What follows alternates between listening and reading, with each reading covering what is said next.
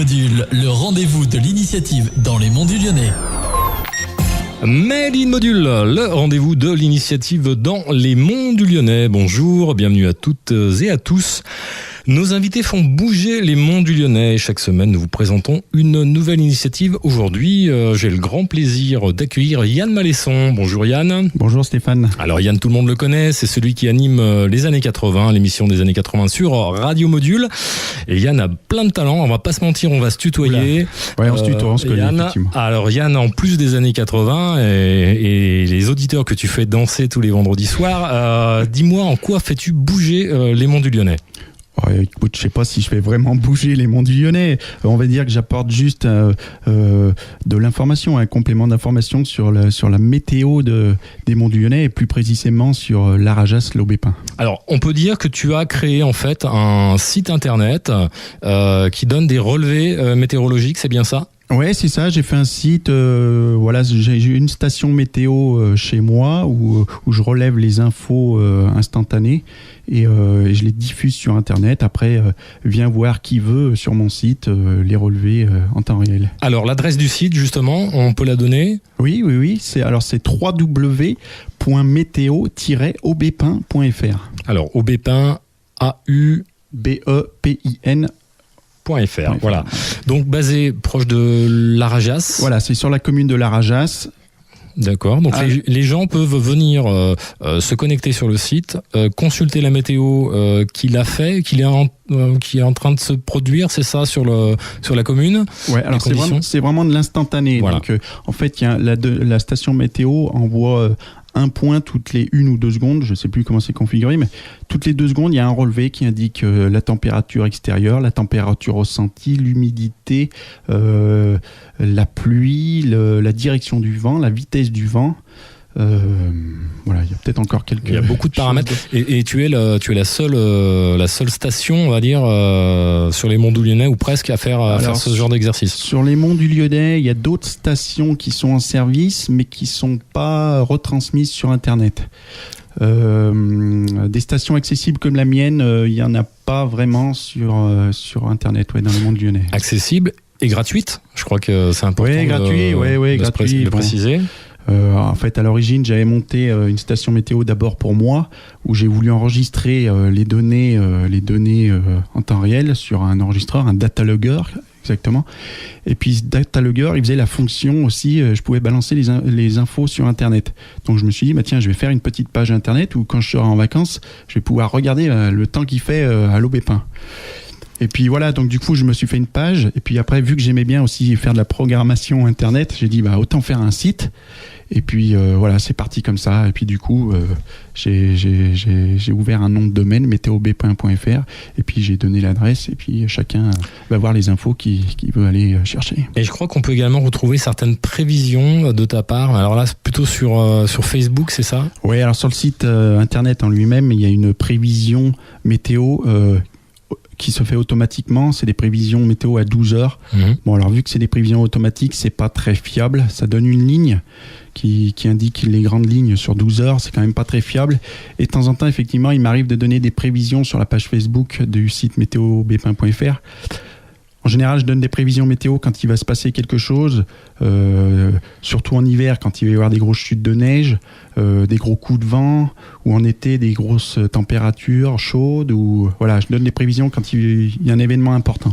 D'accord, et tu les communiques aussi à Radio Module, bien évidemment. Voilà, pour Pauline. Pour l'information de Pauline, tous les jours.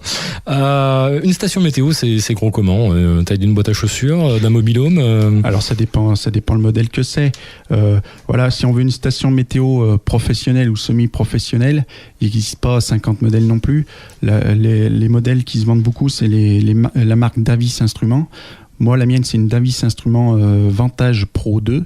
C'est le modèle le plus répandu. Et en taille, ça fait quoi ? Alors, il faut savoir qu'il y a un cône pour mesurer la pluie. C'est ça qui prend le plus de place. Et puis la mesure de température. Mais ça fait quoi ? Ça fait 40 cm de haut par 25 de large. Après, voilà, moi, j'ai un anémomètre déporté qui n'est pas sur la station, qui est plus haut, qui est environ à 80 mètres de la station. qui est fixé sur un mât à 6,50 m. Ah oui, quand même, d'accord. Donc un équipement conséquent. Ouais, c'est un joli équipement déjà. Ouais. D'accord. Très rapidement, Yann, quel regard est-ce que tu portes sur la météo qu'on vient d'avoir là, ces derniers mois, 2017, début 2018 ? Pour faire un résumé rapide, 2017, voilà, tout le monde le sait, on a eu une très faible quantité de pluie. Effectivement, moi je crois que j'ai relevé 598 mm sur mon secteur. Ça reflète uniquement l'Aubépin, parce qu'on sait que l'été, les orages, ça peut pleuvoir 10 km plus loin, 30 mm de plus. Mais sur le secteur de l'Aubépin, j'ai relevé 598 mm pour 2017, sachant que la moyenne... Alors, je fais les relevés depuis juin 2013 et la moyenne sur ces 4 dernières années, c'est à peu près 800-850 mm par an. D'accord. Donc, il y a 300 mm de moins pour 2017, c'est énorme. Et 2018, on a rattrapé à 2018, ça, on commence à rattraper. Là, janvier, février, ça commence à bien tomber, donc ça rattrape. Ouais. Très bien, merci Yann. Écoute, maintenant, je vais te proposer de passer au petit questionnaire décalé puisque c'est la tradition. Jingle. Alors Yann, quelle est ta chanson des années 80 préférée ?